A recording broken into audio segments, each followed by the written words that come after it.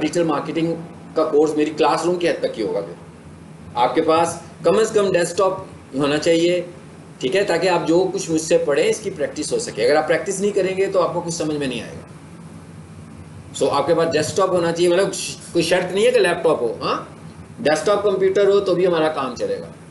और हम जो चीज़ें पढ़ रहे हैं वो कोई बहुत एक्स्ट्रा ऑर्डिनरी, कोई एक्सपेंसिव किस्म का सिस्टम नहीं हमें चाहिए। एक एवरेज सिस्टम जो होता है ना, जैसे i3 है, मतलब मैं को टू डू से थोड़ा सा ऊपर आके मैंने कहा i3 सिस्टम जो है, i3 सीरीज़ का अगर आपके पास कोई भी सिस्टम होगा तो इट्स फाइन, हमारे कोर्स के लिए वो ठीक है। और जिसके पास इससे ज़्यादा होगा तो वो बहुत अच्छी बात है। अच्छा, अब हमारा जो अगला टॉपिक है जी वो है एसईओ। लेकिन हम एसईओ को शुरू नहीं कर रहे हैं, बल्कि एसईओ से पहले हमें एक चीज़ समझनी है, और वो क्या चीज़ है? वो है वेबसाइट। क्योंकि जब हम कहते हैं ना सर्च इंजन ऑप्टिमाइजेशन, तो हम ये कह रहे हैं हम वेबसाइट को रैंक करना चाहते हैं। तो इसका मतलब क्या हुआ कि एसईओ करने के लिए आपको वेबसाइट पे काम करना है। तो अगर आपको वेबसाइट पे काम करना नहीं आता तो इसका मतलब है आप एसईओ तो नहीं कर पाएंगे, आपको एसईओ पे काम करना आना चाहिए। सो इसलिए हमने एक मॉड्यूल बीच में मैंने ये फिक्स किया हुआ है कि क्योंकि मोस्टली स्टूडेंट्स ऐसे होते हैं जिन्हें वेबसाइट्स के मतलब कुछ नहीं पता होता, ओके।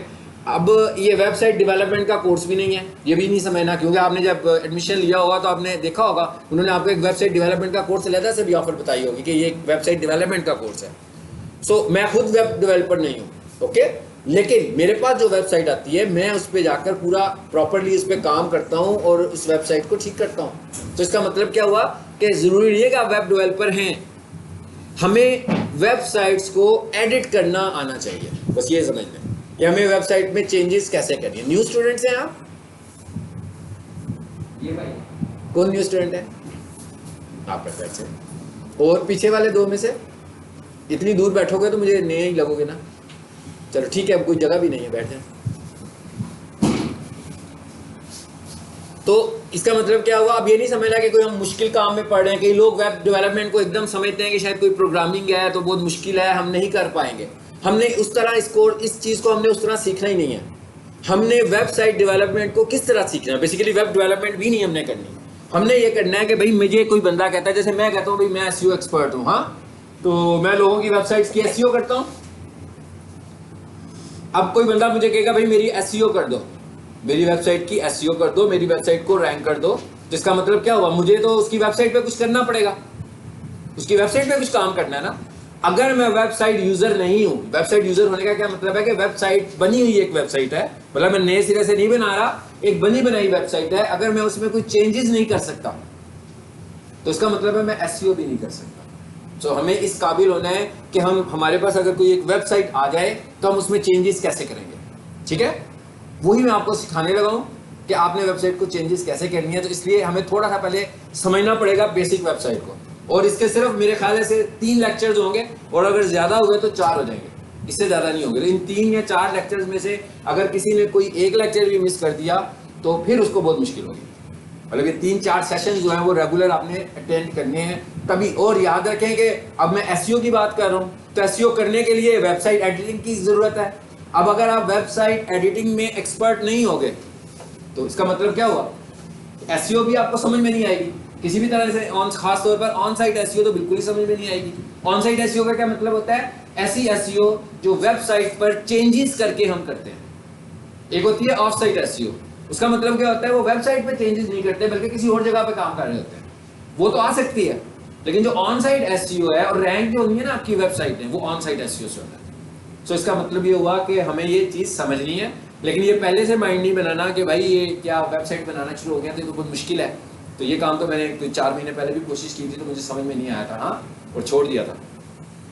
सो इस चीज़ को पहले माइंड पे क्लियर कर लेना कि हम कोई बहुत कॉम्प्लेक्स किस्म की वेबसाइट मैंने नहीं बनानी। हमने करना क्या है, हमने समझना ये है कि एक वेबसाइट के अंदर एसईओ से रेलिवेंट जितनी इंफॉर्मेशन है वो हमें समझ में आ जाए, नंबर 1। और दूसरी बात यह है कि अगर मेरे पास कोई वेबसाइट हो तो मैं क्या उसको चेंज कर सकता हूँ इस तरह का। यानी मैं आपको एक वेबसाइट दूं कमर्शियल किचन की और आप उस वेबसाइट को बना दें डिजिटल मार्केटिंग, इसका क्या मतलब हो, कंटेंट चेंज कर रहे हो ना आप सारा। जहां जहां तस्वीरें लगी हैं तस्वीरें चेंज हो जाएंगी, जहां पर टेक्स्ट लिखा होगा टेक्स्ट चेंज हो जाएगा, जहां कंपनी का लोगो लगा होगा लोगो चेंज हो जाएगा, जहाँ मोबाइल नंबर्स होंगे मोबाइल नंबर्स चेंज हो जाएंगे, एड्रेसेस होंगे एड्रेसेस चेंज। तो बेसिकली क्या कर रहा हूँ, चेंजेस कर रहा हूँ, एडिटिंग कर रहा हूँ। तो इसके लिए हमें पहले समझना है कि भाई वेबसाइट को हम कैसे एडिट कर सकते हैं। तो उसके लिए जो बेसिक कुछ कमांड्स हैं उन्हें हम समझेंगे, ठीक है। कुछ बेसिक चीज़ों को समझना है, बहुत ज़्यादा नहीं है, वो कोई 5 6 7 8 ही होंगी, इससे ज़्यादा चीज़ें नहीं है। उन्हें समझने के बाद हम वेबसाइट को एडिट करना सीख लेंगे, ठीक है। अच्छा, अब सबसे पहले ना एक छोटा सा कॉन्सेप्ट समझते हैं। क्या, मैं यहाँ पे जरा नोटपैड खोलता हूँ और उसमें मैं लिखता हूँ ताकि आपको पता लग जाए मैं किस कॉन्सेप्ट की बात कर रहा हूँ। सबसे पहले जी हम एक कॉन्सेप्ट समझते हैं कि भाई जो हमारे पास वेबसाइट्स होती हैं, ठीक है, ये हमारे पास ना 2 मॉडल्स में है। एक है कोडिंग वाली वेबसाइट, जी जी, एक हमारे पास कोडिंग वाली वेबसाइट है जो कोडिंग से बनाई जाती है, कोडिंग करके हम वेबसाइट बनाए। जी, आपकी डिजिटल मार्केटिंग की क्लास है, आ जाए।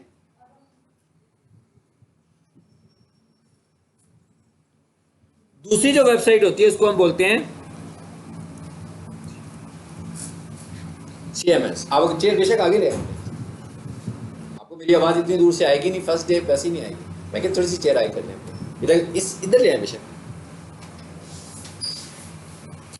जी, CMS का क्या मतलब होता है? Content management system. अच्छा, मैं पहले क्या बता रहा हूँ आपको कि भाई ये 2 तरह की वेबसाइट्स हैं हमारे पास। जो वेबसाइट्स होती है ना, वो ये 2 तरह की होती हैं। एक होती है कोडिंग वाली वेबसाइट्स। इसका क्या मतलब है कि भाई इसके लिए कोडिंग की हुई है, कोडिंग करके हमने वेबसाइट बनाई है, मतलब एक कोडिंग लिखी है और हमने वेबसाइट बना ली है। अभी हम समझेंगे कोडिंग क्या है, कुछ तो है, प्रॉब्लम हो रही है। और एक हमारे पास होती है CMS का मतलब है कंटेंट मैनेजमेंट सिस्टम, ठीक है। इसको और अगर आसान कहूं मैं तो एक ऐसी वेबसाइट है जो विजुअल है। जैसे आप माइक्रोसॉफ्ट वर्ड यूज करते हो, जैसे आप माइक्रोसॉफ्ट एक्सेल यूज करते हो, क्या है, ग्राफिकल है, सारे का सारा ग्राफिकल इंटरफेस है, ऐसे ही है ना। अगर आपने टेबल बनाना होता है तो टेबल के ऑप्शन पे क्लिक करते हो, उसे बताते हो भाई इतने कॉलम्स इतनी रोज, तो उतने कॉलम और रो का टेबल बना देता है आपको। ये क्या हो गया, ग्राफिकल है। सो आप समझ लो जो इस तरह का इंटरफेस है इज कॉल्ड CMS। इस तरह के इंटरफेस को हम क्या बोलते हैं, ये CMS टाइप की वेबसाइट्स है। एक कौन सी वेबसाइट है जिसमें सारी की सारी मैंने वेबसाइट जो बनानी है वो कोडिंग करके वेबसाइट बनानी है, मैं खुद से कोडिंग कर रहा हूं, उसी को हमने समझना है। अच्छा, अब इसके अंदर क्या चीज आ जाती है,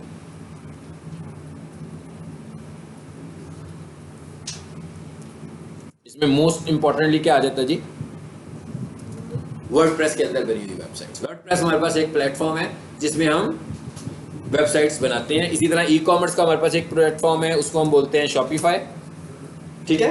और भी बहुत सारे इस तरह के, मतलब अनगिनत हमारे पास प्लेटफॉर्म हैं।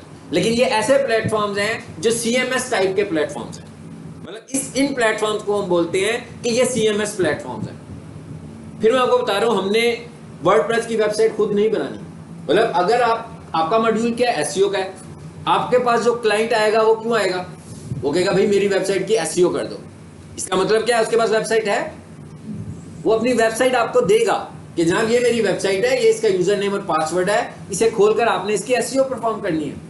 यानी हम वेबसाइट बनाने नहीं जा रहे, हमारे पास जब भी आएगी बनी हुई वेबसाइट आएगी। लेकिन क्योंकि हमें वेबसाइट में चेंजेस करनी होती हैं, तो जब तक हम उसको बनाने का तरीका समझेंगे नहीं कि बनी कैसे होती हैं, बनाएंगे हम नहीं, लेकिन हमें कम से कम इतना पता लग जाए कि भाई इसमें एक चीज गलत लिखी गई है, ये एक स्ट्रक्चर गलत डिफाइन हो गया, इसको हमने ठीक करना है। तो जब हमें वो पता होगा तभी हम उसको ठीक कर पाएंगे ना। जब हमें आती नहीं होगी तो हमें डेवलपर की जरूरत पड़ेगी ना, फिर तो हम बार बार डेवलपर को बुलाएंगे, हम कहेंगे भाई ये कर दो ये कर दो, हम बुलाएंगे, जरूर बुलाएंगे। लेकिन कोई ऐसे काम होंगे जो कॉम्प्लेक्स किस्म के काम होंगे, फिर हम उसको डेवलपर के पास भेजेंगे। उससे पहले मोस्ट SEO करने वाला, SEO का बिल्कुल नहीं पता, वेब डेवलपर नहीं जानता अबाउट SEO। जैसे आप डेवलपमेंट के मुतालिक नहीं जानते, इसी तरह जो वेब डेवलपर है उसको SEO के मुतालिक कुछ नहीं पता होगा। आप ही ने उसे कुछ बताना है कि भाई यहाँ पर ये जो फैक्टर्स पूरे नहीं हो रहे SEO के, आप इसको इस तरह कर दोगे तो ये SEO के स्टैंडर्ड्स पे आ जाएगी। आप उसे बताओगे कि क्या चेंजेस करो, ठीक है। तो इसका मतलब क्या हुआ कि हमारे पास, अभी हमने समझ लिया कि हमारे पास 2 प्लेटफॉर्म है। और एक और आपको बताता हूँ, जो कोडिंग का प्लेटफॉर्म अगर आपको समझ में आ जाएगा तो आप कोडिंग के प्लेटफॉर्म में भी एक्सपर्ट हो जाओगे और सीएमएस में भी हो जाओगे, और सीएमएस के अंदर जाकर फिर हमारे पास कोडिंग आ जाएगी।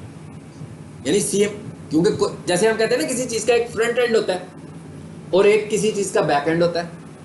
फ्रंट एंड का क्या मतलब होता है, जैसे मैं कह रहा हूँ कि एक वेबसाइट है जो आपको नजर आ रही है गूगल क्रोम में चलती हुई, लेकिन वो बनाने के लिए किसी चीज की जरूरत है ना हमें, उसको बनाने किस चीज में हमने बनाया है, हमने उसे कोडिंग में बनाया हुआ है। लेकिन जो विजिटर्स हैं वो हमारी कोडिंग तो नहीं देखते हैं, वो तो हमारी वेबसाइट देख रहे हैं। तो इसका मतलब क्या हुआ, फ्रंट एंड क्या है, वेबसाइट। जैसे हम विंडो यूज करने लगे हुए हैं, तो विंडोज के बैक एंड के ऊपर कौन सा प्लेटफॉर्म चल रहा है, डिस्क ऑपरेटिंग सिस्टम चलता है जो इसे सपोर्ट करता है। लेकिन आपको वो डिस्क ऑपरेटिंग सिस्टम तो नहीं नजर आ रहा, आपको क्या नजर आ रहा है, एक ग्राफिकल इंटरफेस नजर आने लगा हुआ है। ठीक है, सो मैं ये क्या कहूंगा कि विंडो जो हम देख रहे हैं वो क्या है, हमारी वो फ्रंट एंड है, और जो उसका डिस्क ऑपरेटिंग सिस्टम है, जो उसकी प्रोग्रामिंग कोडिंग हुई है, वो क्या है, उसका बैक एंड है। जैसे आपको मैं दिख रहा हूँ पढ़ाते हुए, मेरा नॉलेज तो नहीं दिख रहा ना, इसका मतलब क्या है कि फ्रंट एंड पर मैं हूँ, बैक एंड पे मेरा नॉलेज है।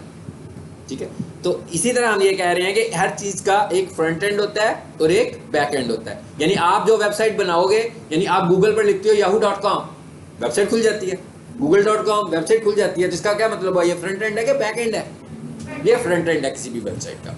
बैक एंड क्या है, जो उसमें उसको बनाने के लिए जो कुछ हमने किया हुआ है वो उसका बैक एंड है, वो किसी यूजर को नहीं चाहिए, यूजर को वो तो नहीं चाहिए ना, यूजर को तो फ्रंट एंड चाहिए। मतलब मैं चाहता हूँ जीमेल पर अपना जीमेल अकाउंट बनाता हूँ, जीमेल अकाउंट बनाने के लिए क्या प्रोग्रामिंग की हुई है गूगल वालों ने, मुझे इससे तो कुछ लेना देना नहीं है, मुझे तो सिर्फ जीमेल के ऊपर अपना अकाउंट बनाना है। समझ आ गई बात की? चलें जब आगे चलते हैं। इसका मतलब क्या हुआ कि हमें समझ में आ गया कि हमारे पास दो तरह की वेबसाइट्स हैं, एक कोडिंग वाली वेबसाइट है और एक वर्डप्रेस टाइप की वेबसाइट है। अब वर्डप्रेस टाइप की वेबसाइट में क्या है, सब कुछ ग्राफिकल है, तो इसका मतलब क्या हुआ, वहां पर तो ड्रैग एंड ड्रॉप ही होगा सब। हाँ, मतलब कोई चीज ड्रैग करेंगे आ जाएगी, निकालना होगा तो उसको रिमूव कर देंगे। लेकिन उसके बैक एंड पर भी कोडिंग ही है, तो जब आप कोडिंग को अंडरस्टैंड करेंगे तो आप उधर जाकर कोडिंग के थ्रू भी काम कर सकते हैं और ग्राफिकली भी कर सकते हैं। हमारा जो मोस्ट फोकस होगा वो कोडिंग के ऊपर होगा, और कोडिंग के थ्रू फिर हम देखेंगे कि वर्डप्रेस में भी हम चेंजेस कर देंगे। ज्यादा जो वेबसाइट्स होती हैं सीएमएस के अंदर, वो वर्डप्रेस के अंदर बनी हुई वेबसाइट्स होती हैं। वैसे भी देखें तो ज्यादा वेबसाइट वर्डप्रेस में होती हैं। अभी हम इसको भी डिफरेंशिएट करेंगे, लेकिन ये एसईओ में जाके बात करेंगे कि वर्डप्रेस की वेबसाइट्स अच्छी होती हैं कि कोडिंग की वेबसाइट्स अच्छी होती हैं। ठीक है, इसको हम बाद में डिस्कस करेंगे जाकर। चलिए अब हम आ जाते हैं आगे। इसका मतलब अब हमें स्टार्ट कहां से लेना जी, कोडिंग से। यानी असल में मैं किसकी बात कर रहा हूं, मैं बात कर रहा हूं HTML की। ठीक है, आप लोग अपनी एकेडमिक स्टडीज में अक्सर पढ़ते हैं, वेब को थोड़ा सा पढ़ लेते हैं आप loग, है ना, पढ़ते हैं ना, मैट्रिक में या FSC में थोड़ा सा आपने पढ़ा होता है कि भाई वेबसाइट कैसे बनती है। सो HTML क्या चीज है, हाइपर मार्कअप लैंग्वेज। ये क्या होती है, ये किन्होंने बनाई थी, हमें इससे कुछ लेना देना नहीं है। ठीक है, हमें इस थ्योरी में नहीं पढ़ना कि भाई ये क्या है, ये कब आई थी, किसने बनाई थी, किसने इजाद की थी, हमें इससे नहीं कुछ लेना। हम ये समझ रहे हैं कि हमारी जो वेबसाइट है ना, क्योंकि भाई वो HTML में है, तो हमें ये समझना चाहिए कि HTML की कोडिंग है क्या, कैसे करनी है HTML की कोडिंग। अच्छा, अब मैं आपको एक काम करता हूँ, एक वेबसाइट दिखाता हूँ। ठीक है, अब हम एक वेबसाइट खोलते हैं ताकि हमें चीज़ें अब आसानी से नजर आए। इधर आ जाते हैं।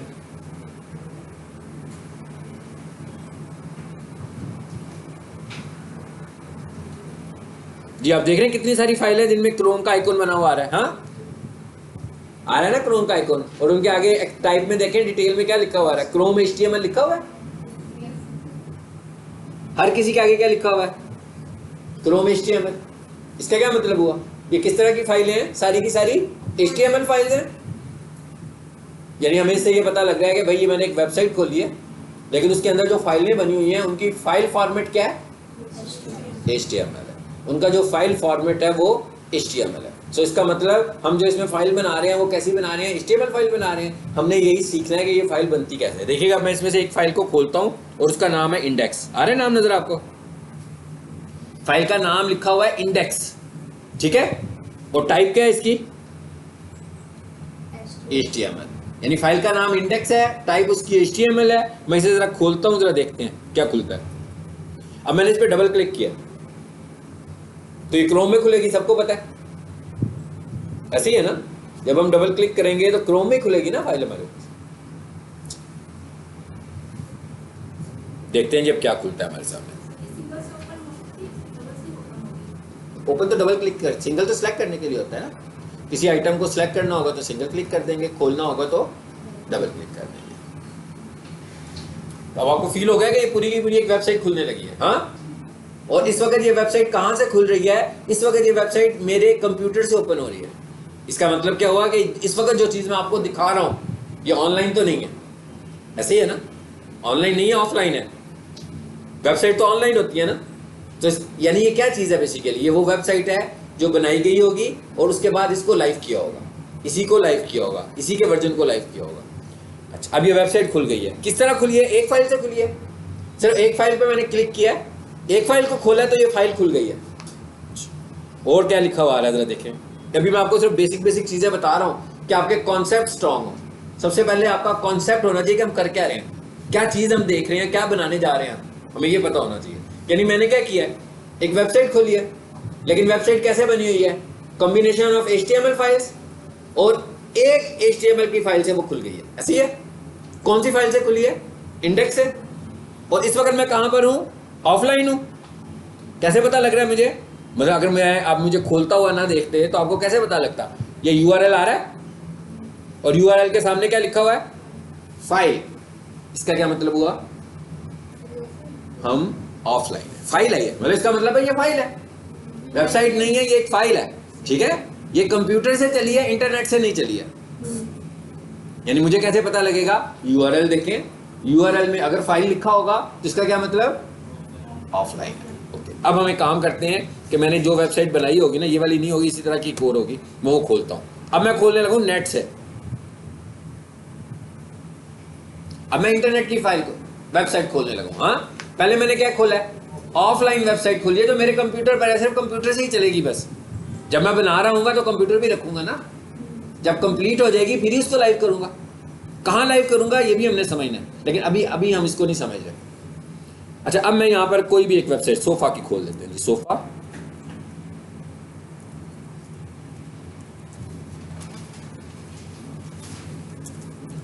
कोई भी वेबसाइट जैसे google.com, yahoo.com है, एक वेबसाइट है सोफा कारपेट वॉशिंग सर्विसेज.com। ले जी, इस वेबसाइट को मैं खोल रहा हूँ। ये .com क्या चीज़ है ये भी हम समझेंगे, कोई चीज़ नहीं छोड़ेंगे, फिक्र नहीं करें, लेकिन आज नहीं समझेंगे भी। ठीक है, ये .com क्या चीज़ है ये तो हमें समझ में आ रहा है कि फाइल का वेबसाइट का एक नाम है, लेकिन .com क्या है ये हमारे लिए बहुत अहम है, इसको हमने समझना है कि .com का मतलब क्या है।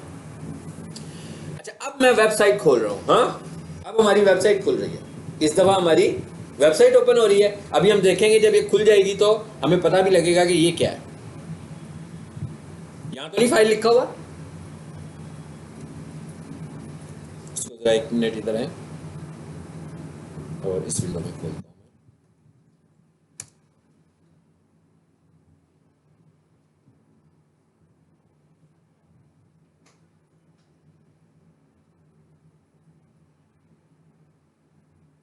अब फाइल तो नहीं लिखा हुआ, इसका मतलब अब पहचान होगी आपको। ठीक है, यहाँ पर आएगा तो यहाँ आके लिख देते हैं इसहाक आई हॉस्पिटल.com। मैं एक और वेबसाइट खोल रहा हूँ।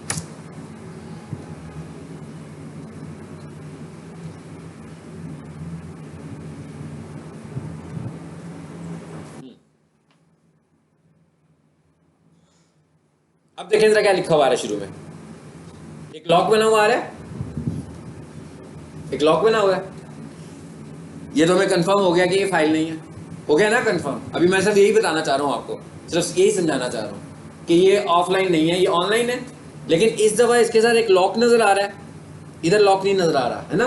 क्या लिखा हुआ आ रहा है? Not secure. कहता है भाई ये वाली वेबसाइट आपकी सिक्योर नहीं है। ये भी हमारा एक टॉपिक है SEO का, जिसे हम बोलते हैं SSL, कि भाई आपकी वेबसाइट पर SSL अप्लाई है कि SSL अप्लाई नहीं है। SSL क्या होती है हम आगे जाके पढ़ेंगे, लेकिन अभी हमारे लिए इतना काफ़ी है कि SSL क्या एक सिक्योरिटी है, इसको लॉक लगा हुआ है। इसका मतलब क्या हुआ कि इस पर SSL अप्लाइड है, लगी हुई है, यानी ये सिक्योर है। इसका क्या मतलब है? इसका ये मतलब है कि जैसे आप किसी को लेटर भेजते हो, TCS भेजते हैं ना, कैसे जाता है वो? पैकिंग में।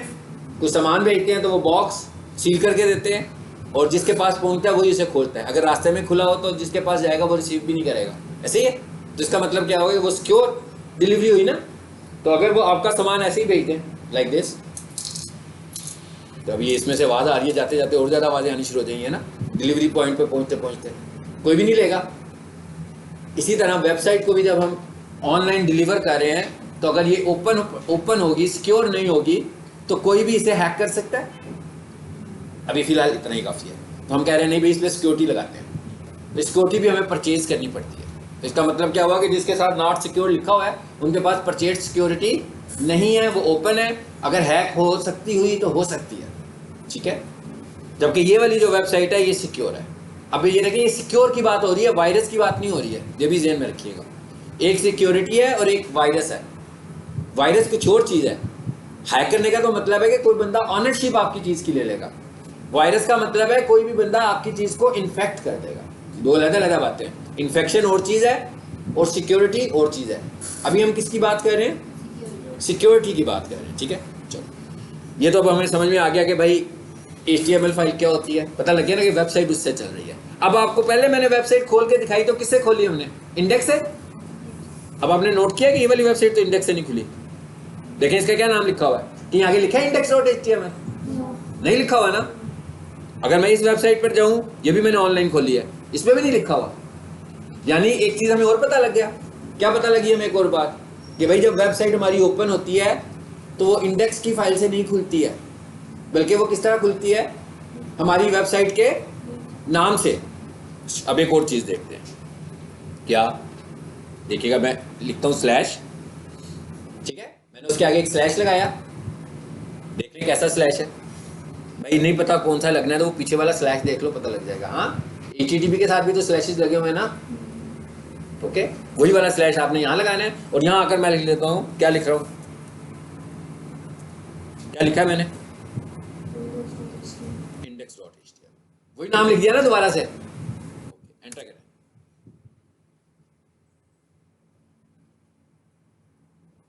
अब देखते हैं क्या होता है। हाँ, क्या हुआ, वही है ना, सब कुछ चेंज तो नहीं हुआ, सब कुछ वैसे ही रहा। इसका मतलब है बेसिकली उसने इंडेक्स का नाम नहीं था लिखा, मगर खोला उसने इंडेक्स की फाइल को था। तो जब आप अपनी किसी वेबसाइट को लाइव करते हैं, तो जब आपकी वेबसाइट लाइव होती है तो एक फाइल तो खुद खुलनी चाहिए ना। जैसे अभी आपको मैंने दिखाया कि नंबर ऑफ फाइल्स हैं, है ना, नंबर ऑफ फाइल्स। बेसिकली क्या है, ये सारा आपकी इंफॉर्मेशन है वेबसाइट की। लेकिन जब कोई आपकी वेबसाइट खोले तो सारी फाइलें तो नहीं ना खुलनी चाहिए, कोई एक ही खुलनी चाहिए। यानी जो आपका होम पेज है, जिसको हम कहते हैं होम पेज, आपका होम पेज खुलना चाहिए। उसके बाद होम पेज के ऊपर लिंक्स पड़े हुए हैं, किस शक्ल में, मेन्यूज की शक्ल में। तो किसी ने भी अगर किसी मेन्यू में जाना होगा तो वो क्या करेगा, उस लिंक पे क्लिक करेगा, उस मेन्यू पे चला जाएगा। मसलन जी, ये एक मेन्यू है, ये एक मेन्यू है, ये एक मेन्यू है, ये एक मेन्यू है। भाई जिस पे जाना है उस मेन्यू पे क्लिक कर लो, ठीक हो गया। समझ आ गई बात। मैंने अभी कुछ नहीं समझाया, अभी मैं सिर्फ जनरल डिस्कशन आपसे कर रहा हूँ कि आपको पता लग जाए कि वेबसाइट क्या होती है। अभी मैंने वेबसाइट की मतलब कुछ नहीं बता रहा हूँ, अभी सिर्फ जनरल चीज़ें बता रहा हूँ जिससे आपका कॉन्सेप्ट क्लियर हो कि हम क्या करने जा रहे हैं। यानी हम जब किसी वेबसाइट को लाइव करते हैं तो बेसिकली कौन सी फाइल खुलती है, इंडेक्स की फाइल खुलती है, index.html, यही फाइल खुलती है। index.html की फाइल खुद ही खुल जाती है, ऐसे ही है ना। जब लोकल काम कर रहे थे तो खुद नहीं खुली, जब मैंने लोकली काम किया तो मुझे क्या करना पड़ा, खोलना पड़ा ना खुद से नाम लेकर। लेकिन जैसे ही मैंने इसको ऑनलाइन किया, कैसे ऑनलाइन करना ये लेक्चर भी दूंगा, हाँ, कि ऑनलाइन कैसे होती है वेबसाइट आपकी, वो भी बताऊंगा। तो खुद ही उसने इंडेक्स की फाइल को खोला। यानी एक चीज़ तो पता लगी कि जब आप अपनी वेबसाइट को लाइव करते हैं तो इतनी सारी फाइलों में से कौन सी फाइल है जिसको वो होम पेज बनाता है, इंडेक्स की फाइल। यही पता लगा ना हमें कि भाई मैंने पूरी वेबसाइट अपलोड की हुई है किसी जगह पर, उसमें एक फाइल इंडेक्स है, एक अबाउट अस है, एक कॉन्टैक्ट है, एक गैलरी है, एक वीडियोज है, बहुत सारी फाइलें हैं। तो वो किसको लाइव करेगा आपकी वेबसाइट पे, index.html को। यानी ये उसकी डिफॉल्ट फाइल है जो आपकी वेबसाइट के साथ अटैच हो जाती है, ठीक है। हाँ जी, समझ में आ गया इतना।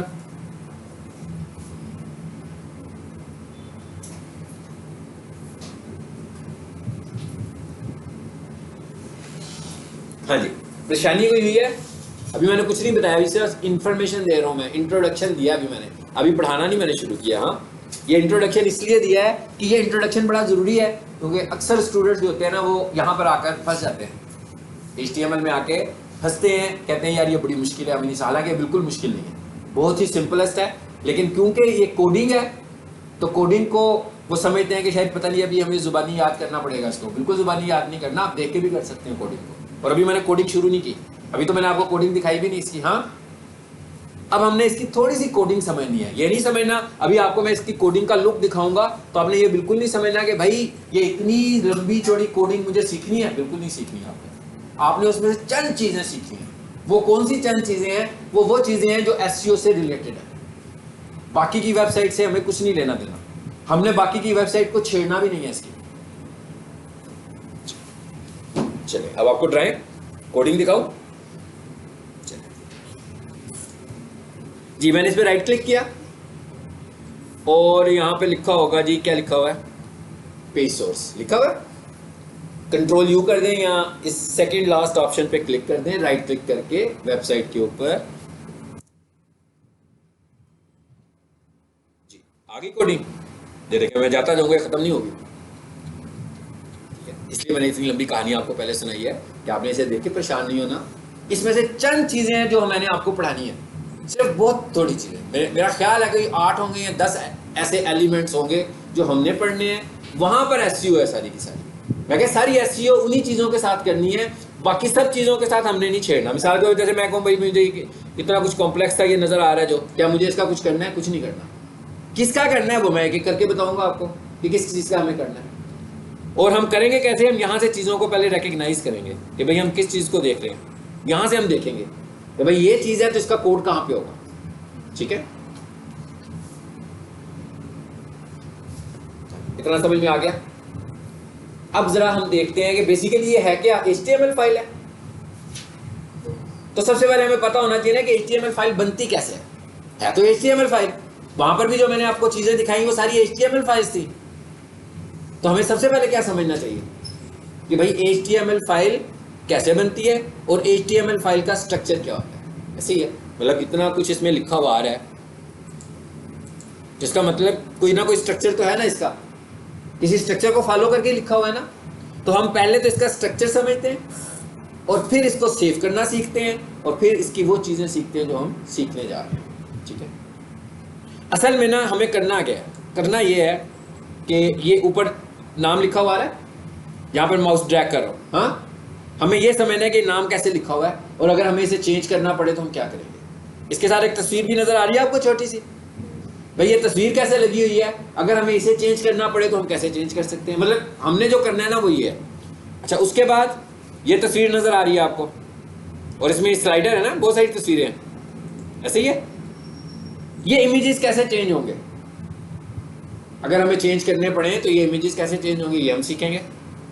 अच्छा, उसके बाद और इमेजेस ही इमेजेस आ गए है ना, तो इसका मतलब क्या हुआ? एक इमेज की समझ में आ गई, सारों की समझ में आ जाएगी। उसके बाद क्या है? एक हेडिंग लिखी हुई है और एक उसका टेक्स्ट लिखा हुआ है पैराग्राफ की शक्ल में। हमें ये देखना है कि भाई ये जो टेक्स्ट हेडिंग की तरह का बनता है ये कैसे बन जाता है और जो पैराग्राफ वाला टेक्स्ट है वो कैसे बनता है, और क्या नई चीज़ है। यही चीज़ें चल रही है ना बार बार, मैं क्या बार बार यही चीज़ें घूम फिर के आ रही हैं उसके सामने। ये प्रोफाइल आ रही है, साथ बिजनेस आ रही है, ये कैसे ऐड होती है? बनानी नहीं है यहाँ पर, बनी हुई प्रोफाइल को यहाँ कैसे लाना है। यानी कि ये इस स्टेप में हम प्रोफाइल नहीं बना रहे, बल्कि जैसे आपकी एक प्रोफाइल अप्रूव हो गई है, अब आप चाहते हैं कि वो आपकी वेबसाइट पे भी नजर आए। वेबसाइट भी नजर आ रही है ना, देखें इसहाक आई हॉस्पिटल की वेब प्रोफाइल, जिसका मतलब है इन्होंने पहले प्रोफाइल बनाई होगी, उसके बाद उसका लिंक यहाँ पे ऐड कर दिया सिर्फ, ताकि यहाँ पे वो नजर आए। बस ये चीज़ें हैं जो हमें समझनी है। तो इसके लिए जो हमें चंद कोडिंग समझनी है उसकी हम बात करने लगे हैं, लेकिन उससे पहले हमें ये समझना है कि HTML फाइल बनाते कैसे हैं। सबसे पहले तो हम ये समझेंगे, ठीक है। अब मैं आ जाता हूँ इधर वापस नोटपैड में। सबसे पहली चीज़ तो ये है कि आपने नोटपैड यूज़ करना है। नोटपैड विंडोज़ के अंदर बिल्ट इन होता है, यानी इसके लिए आपको कोई सॉफ्टवेयर इंस्टॉल करने की ज़रूरत नहीं है।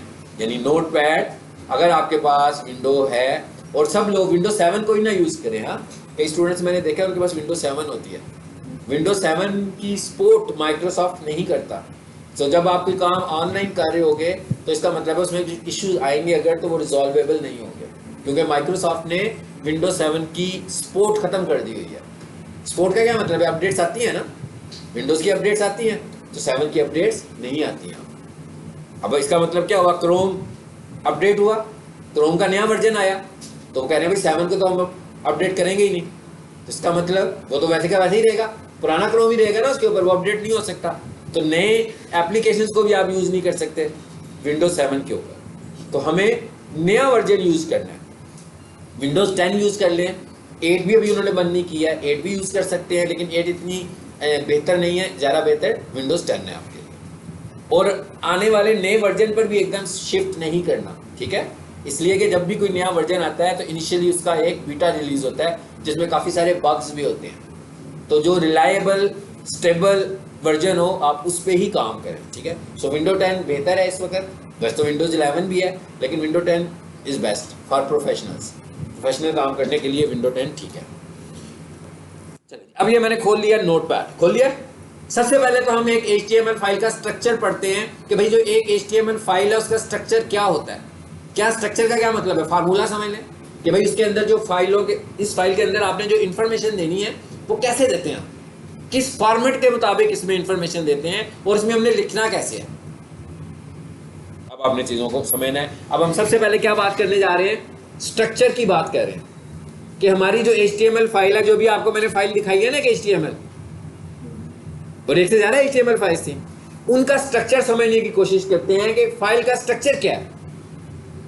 फाइल का स्ट्रक्चर जी ये होता है,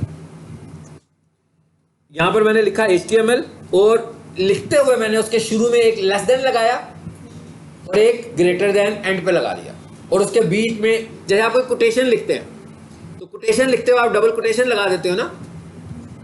अक्सर आप पोस्ट भी देख रहे होते हो जिसमें कोटेशंस आ रही होती हैं, मॉरल कोटेशंस होती हैं, तो उन्होंने प्रूव करने के लिए कि भाई ये कोटेशन है, उसको डबल कोट्स बड़े बड़े लगाए होते हैं ताकि किसी को पता लगे कि हमने कोटेशन लिखी हुई है।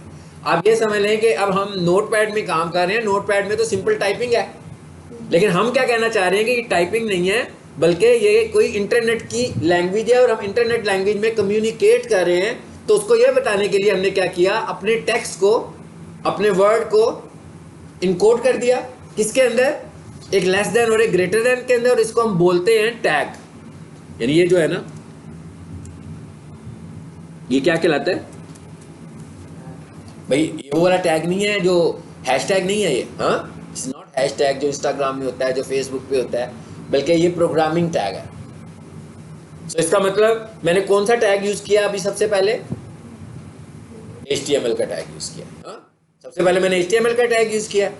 अब आपको पता लगे ना टैग क्या है, यानी मैं जो कुछ भी करूंगा वो क्या होगा, टैग्स होंगे, सारे टैग्स के फॉर्म में बात करूंगा, लेकिन हर टैग डिफरेंट होगा, यानी डिफरेंट मैसेज दे रहा होगा, हर टैग डिफरेंट मैसेज दे रहा होगा। मतलब भाई ये देखे ना, अगर मैं ये कहूं इसका टैग और इसका टैग एक हो सकता है दोनों का? एक हेडिंग है और एक पैराग्राफ है, तो दोनों का एक टैग तो नहीं हो सकता। हेडिंग का टैग अलग होगा और पैराग्राफ का टैग अलग होगा, ठीक है? सेम इधर आ जाते हैं वापस। अभी इसने कहा कि भाई एक टैग है HTML, अब मैं इसको जरा मिटा देता हूं, ये मैंने आपको समझाने के लिए लिखा था, और उसके बाद मैंने वापस आ गया नीचे और यहां आकर मैंने एक दफा और HTML लिख दिया, लेकिन इस दफा मैंने साथ क्या किया, उसके ये भी लगा दिया, एक स्लैश लगा दिया। इसका मतलब दो दफा लिखा मैंने। इस दो दफा लिखने का क्या मतलब है? दो दफा लिखने का ये मतलब है कि एक इसमें से स्टार्ट है और एक इसमें से एंड है। यानी एक क्या है HTML का स्टार्ट, एक HTML का एंड, ठीक है भाई? मैं कहता हूँ भाई यहाँ से क्लासरूम शुरू होती है, वहां पे जाके खत्म हो जाती है। बता दिया ना मैंने कि स्टार्ट क्या है और एंड क्या है। तो अब हम ये कह रहे हैं कि भाई ऊपर से हमारी HTML शुरू हो गई है और कहां पे खत्म होगी? कहां पे खत्म होगी? जहां उसको /HTML मिलेगा। मिल गया उसको यहां पर। अभी फिलहाल तो मैंने इसके अंदर कुछ भी नहीं लिखा, अब मैं जो कुछ भी लिखूंगा इसके बीच में लिखता जाऊंगा, ठीक है? तो अब आपको पता लगता जाएगा कि भाई ये इसका एंड कहां पे हो रहा है, स्लैश पे, और स्लैश हमेशा नीचे ही जाएगा। देखें एंटर करता जा रहा हूं ना, मैं उसको नीचे ही लेके जा रहा हूं, मैंने उससे बाहर नहीं निकलना, इसलिए कि मैं ये कह रहा हूं ये इसका एंड है, ये इसकी बाउंड्री है, तो मैंने जो कुछ भी लिखना है इसके अंदर लिखना है। ओके, अच्छा, अब आ जाते हैं ऊपर। ये तो इसका पहला स्ट्रक्चर हो गया जिसमें मैंने डिफाइन कर दिया बाउंड्रीज। जैसे घर बनाते हैं तो वो 4 दीवारी सी बन जाती है आपकी, है ना। आप समझ लो कि ये इस फाइल की 4 दीवारी है, इसके अंदर रहना है आपने। आपने जो कुछ भी स्ट्रक्चर डिफाइन करना है फर्दर वो इसके अंदर करना है। सबसे पहले स्टार्ट आया, फिर एंड आ गया। अच्छा, अब इसके बाद इसका अगला पार्ट क्या होता है? वो होता है, ये क्या है जो मैंने लिखा है, बोलेंगे आप, हेड का टैग है ये, ठीक है। अब आपको पता लग गया, एक चीज आप वैसे ही अंडरस्टूड कर लें, क्या कि भाई इसके अंदर जितने भी टैग्स होंगे ना, हर टैग का एक स्टार्ट है और हर टैग का एक एंड है। बस ये आप वैसे ही अंडरस्टूड कर लें। मैं जब भी टैग लगाऊंगा तो इसका मतलब क्या हो गया कि हर टैग का एक स्टार्ट है और हर टैग का एक एंड है। अब अगला पार्ट क्या है? हेड का। ये देखिए बिल्कुल मैं ह्यूमन बॉडी की तरह बना रहा हूं, ऐसे ही है, ह्यूमन बॉडी की तरह ही बना रहा हूं ना। ये आ गया जी हेड, और फिर क्या करूंगा मैं यहां पर, स्लैश हेड,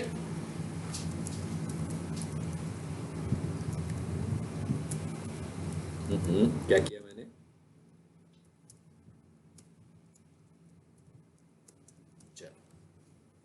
अब इसको भी मैं जरा खोल देता हूं। अब मैं ये देखो हेड है क्या चीज, हेड से क्या मुराद है?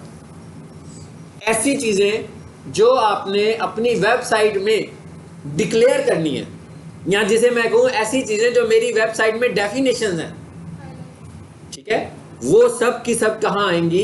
हेड में आएंगी। एक और चीज समझ लें कि आपकी वेबसाइट जब लिखते हैं ना www.yahoo.com, तो एक वेबसाइट आपको नजर आती है।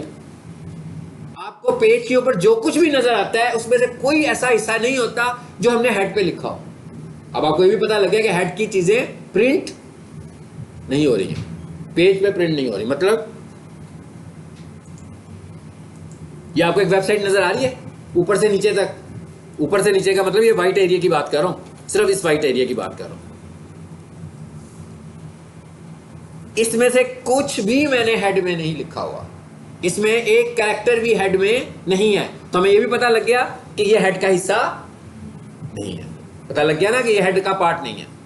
हेड का पार्ट क्या है, आहिस्ता आहिस्ता मैं आपको बताऊंगा। अभी तक हेड का पार्ट क्या है? अभी तक हेड का पार्ट है ये वाला हिस्सा, जहां पर आपकी वेबसाइट का टाइटल लिखा हुआ है। ये कहां पे लिखा गया है? हेड में लिखा गया है। ये जो आपको छोटी सी एक तस्वीर नजर आ रही है, ये कहां पे लिखी हुई है? ये हेड में लिखी हुई है। तो मैंने क्या कहा था कि कोई भी चीजें जो डिक्लेयर हो रही होंगी, डिफाइन हो रही होंगी, वो सब की सब कहां आएंगी? हेड में आएंगी। इधर आए जरा, अब बिल्कुल स्टार्ट पर आते हैं जी। मैं जरा इसका जूम बड़ा करता हूं थोड़ा सा।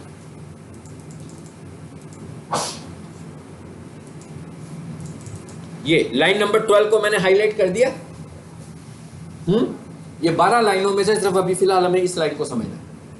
ये वाली लाइन जो है वो रिलेटेड है एसईओ से, यानी हमें इसका मतलब क्या हुआ, हमें कौन सा टैग समझना है? टाइटल का टैग। टाइटल का टैग है ना, क्या लिखा हुआ है? टाइटल, आगे वेबसाइट के मुतालिक लिखा हुआ है कि भाई ये वेबसाइट कौन सी है, ठीक है। अभी ये भी नहीं हम सीख रहे, अभी मैं आपको सिर्फ स्ट्रक्चर बता रहा हूं। लेकिन अभी मैंने आपको बताया क्या कि किस पोर्शन में लिखा हुआ है? ये हेड में लिखा हुआ है। और जो व्हाइट एरिया आपका नजर आ रहा था आपको, असल में वो आपकी वेबसाइट थी। वो कहां पे लिखी हुई है? वो बॉडी में लिखी हुई है, ठीक है। सो इसका मतलब क्या हुआ? इसका अगला पार्ट कौन सा होगा?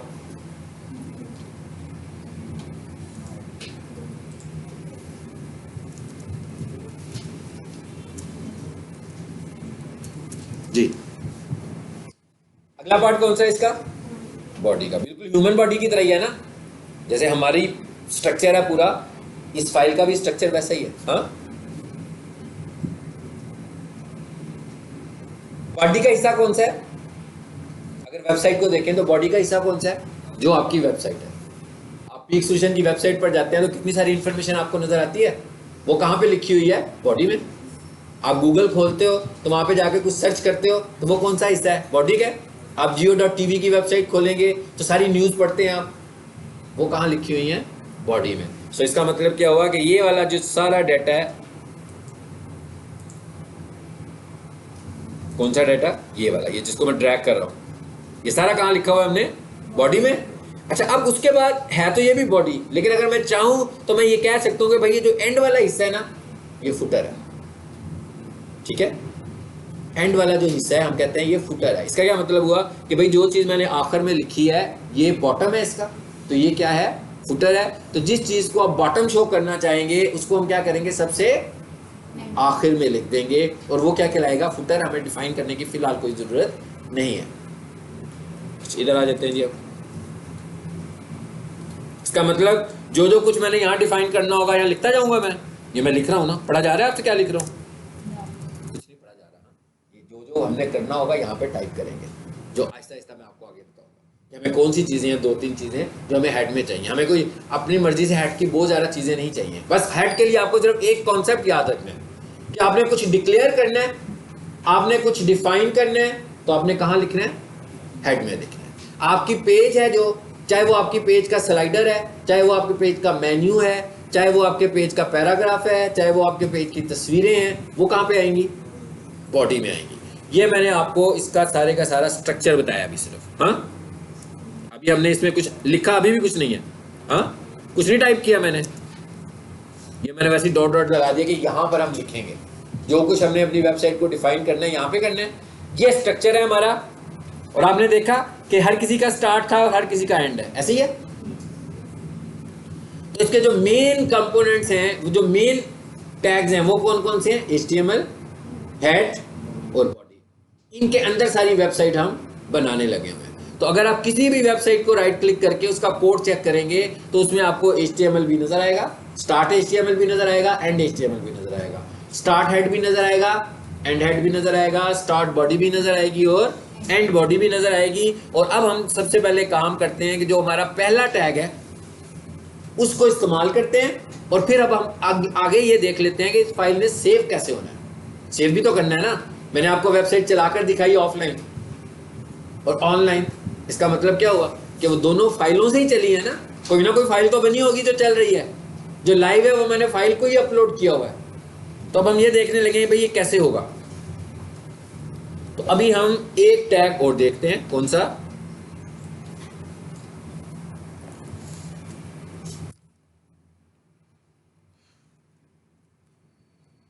जी क्या नाम है इस टैग का, टाइटल। कौन बताएगा मुझे ये कहां पे आता है? इस पूरी वेबसाइट में जो खुली हुई है आपको टाइटल किस जगह पे नजर आ रहा है? इस पूरी वेबसाइट में टाइटल आपको कहां नजर आ रहा है? ये टाइटल है इसका, पेज का हिस्सा। ये कुछ टाइटल नहीं है। टाइटल कौन सा है, ये दूसरी तरफ भी आ रहे हैं ना, तीनों टॉप्स में आ रहे हैं।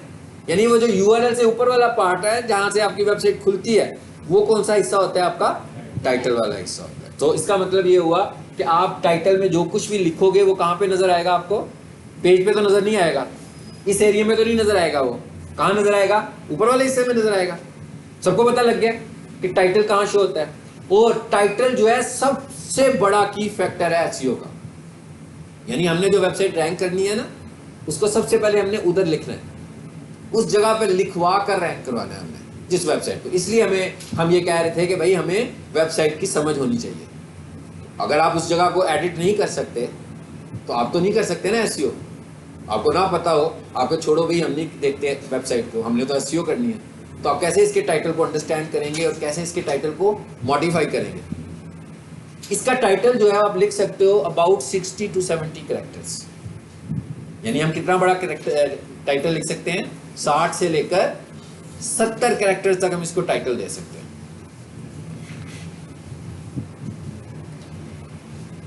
जी आ जाए जरा कोडिंग में वापस। यहां पर आकर मैं एक टाइटल लिखने लगा,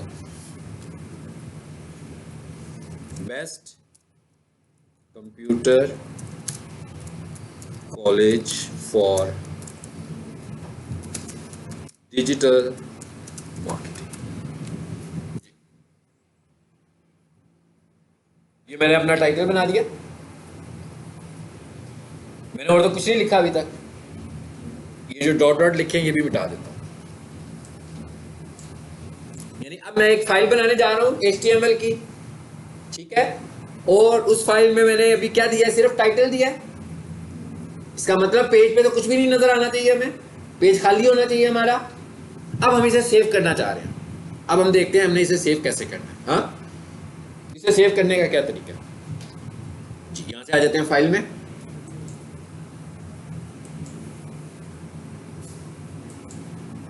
उसके बाद सेव एज में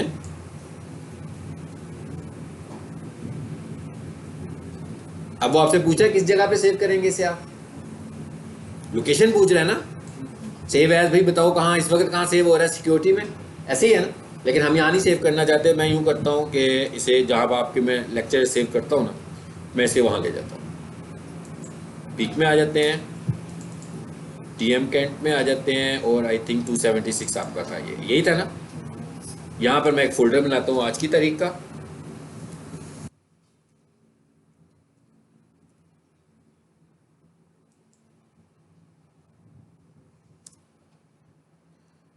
फोल्डर बना लिया। एक और चीज याद रखें, आप कोई भी काम कर रहे हैं, कुछ भी सीख रहे हैं, बहुत आपके पास स्किल आ गई है, जब तक आपके पास फाइल मैनेजमेंट की स्किल नहीं है ना, तो इसका मतलब है कि आपके पास कोई स्किल नहीं है। आपको चीज़ों को मैनेज नहीं करना आता, आपको चीज़ों को ऑर्गेनाइज करना आना चाहिए।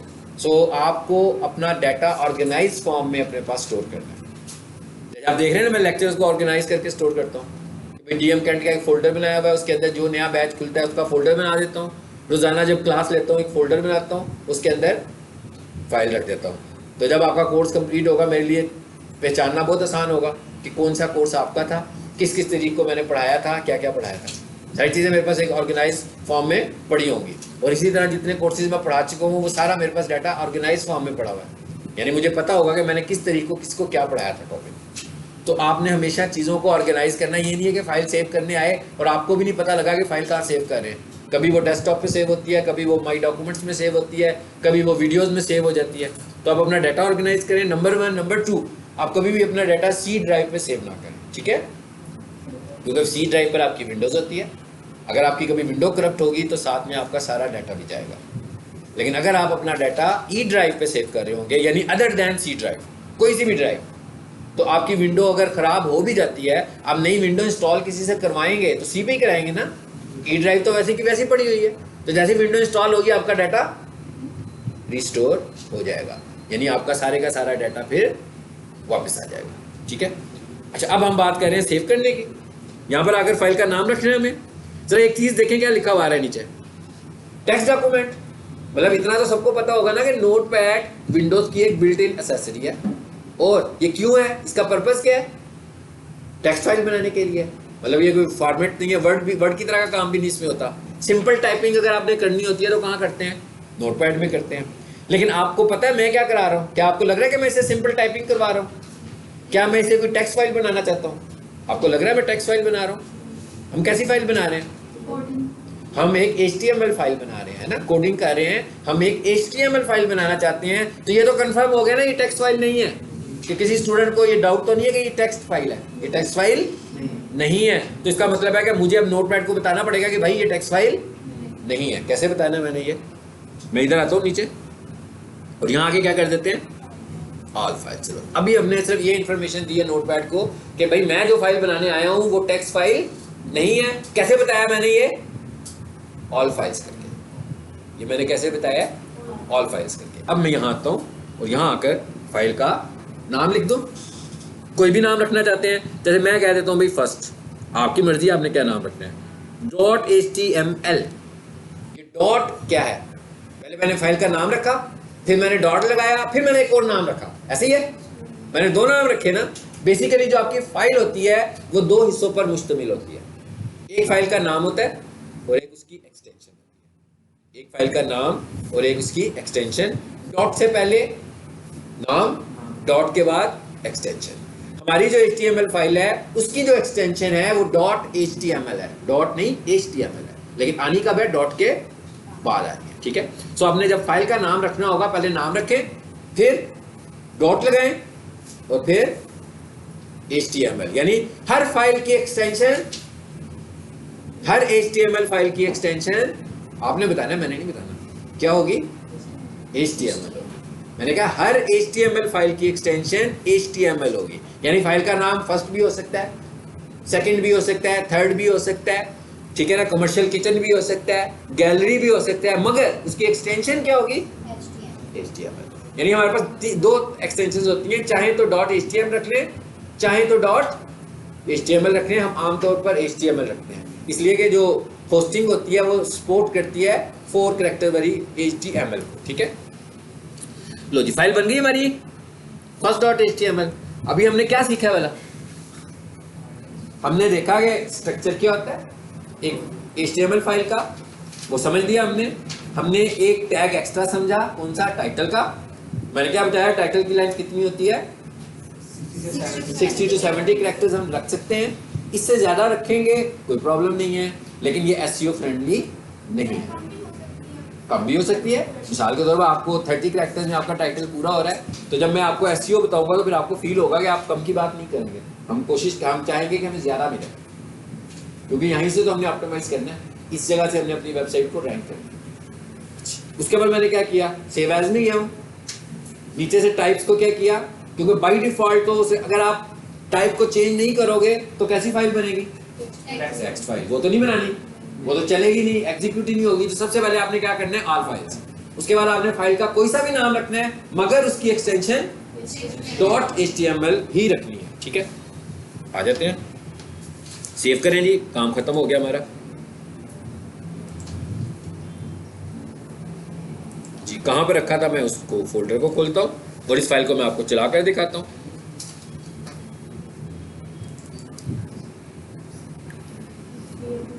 अच्छा, DM276